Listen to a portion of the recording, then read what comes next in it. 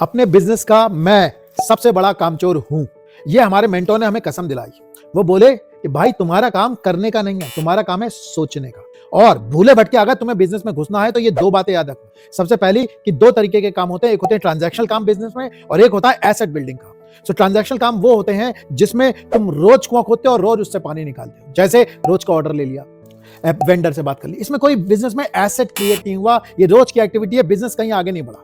दूसरा जो काम होता है उसे कहते हैं एसेट बिल्डिंग एक्टिविटी, मतलब जब तुम काम कर रहे हो तो बिजनेस में कोई एसेट क्रिएट हो रहा है। तो इसका मतलब समझाता हूं, जैसे मान लीजिए आपका सेल्स का लड़का आया, आपने सेल्स के लड़के को ट्रेनिंग दी और उसके बाद खत्म कर दिया। क्या हुआ? सेल्स का लड़का ने 30 दिन 50 दिन काम किया, उसके बाद वो चला गया। अब ये वाली मेहनत आपको दोबारा करनी पड़ेगी।